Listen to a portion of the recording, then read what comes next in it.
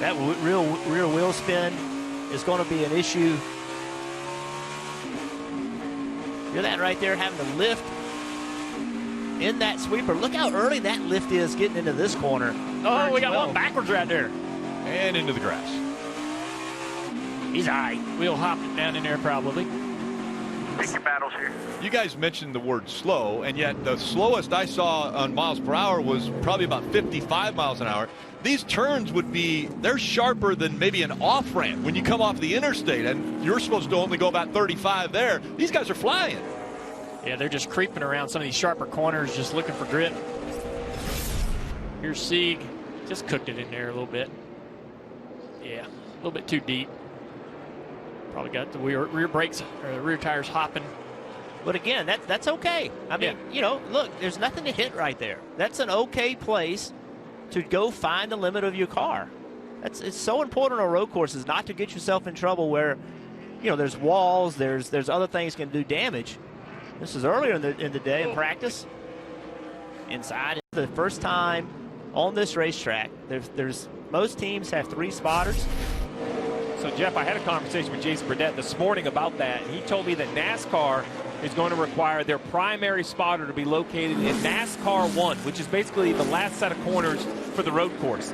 While that's good for communication, I have a little heartburn because I don't see that as a big passing zone. I'd love to have my spotter either at the end of the front stretch or the back stretch. That's not going to be the situation that NASCAR's provided. So I've always determined that, you know, Rick, it's really always up to the driver when it comes to braking zones. If I have a spotter out there, I'm going to explain to him, hey, you let Dale Jr. going down the straightaway, right? You got a little bit of pressure. You're going to have to use your mirrors to decide whether you're going to block that run. Josh Williams into turn 1. Gets in there too deep. Says Williams into turn 1. Gets in there too deep. Saves the splitter. The one thing I'm noticing around there, and I had some concern, is all this runoff is grass. I thought there was more gravel. Sieg is having a heck of a time trying to stay on the asphalt. Why that matters is yellows, right? I'm already thinking ahead to the race. What kind of race are we going to see, Rick? Are we going to have a lot of yellows for fuel mileage? I've seen a lot of cars off. Everyone has been able to continue, right themselves, and get out of the grass. So this may have more green flag running. Same corner again for Sieg. Well, actually, into turn 12, he's okay. Turn 13. Oh, just no rear grit. Is that a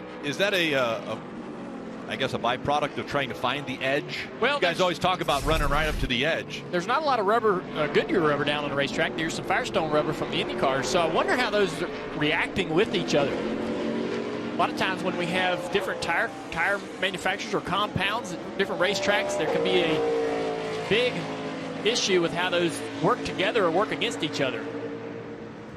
You can see as they're putting a lot of rubber down on the racetrack, it's really going to make this racetrack change throughout these 2 practices. You know, I saw right there was grass on the grill, Rick. We'll have to watch that later in the race. Overheating could be an issue.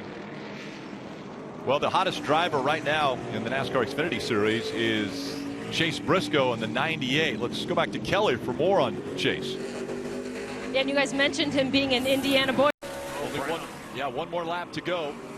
How about Briscoe? Came to get tires and already attacking Sieg for the race lead. Chase Briscoe back to the point.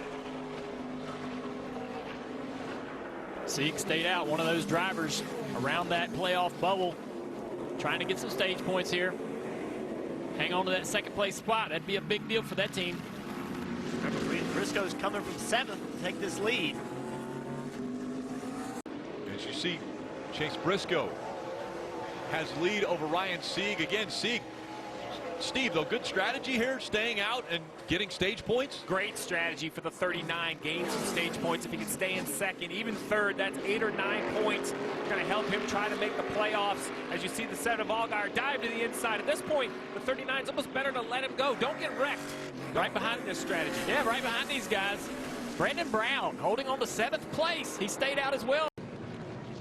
You see Ryan Sieg in that number 39 car coming to pit road. He just picked up some valuable stage points. He hasn't said much about the car itself, though we've heard, but he's been critiquing himself, saying he's just driving into the corner too hard, which is killing his exit. So a lot of these drivers still trying to learn especially on this new road course, Marty.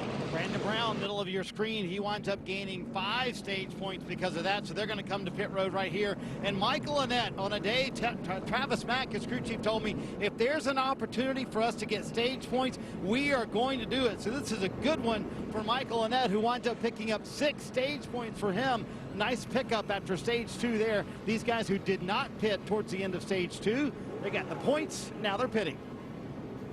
They had an issue with the jack there. They couldn't keep the car up.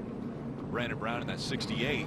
Well, Rick, you asked about the tail, and you see zero urgency out of the 68 car. So NASCAR is going to consider the road course like a short track and say, you know what,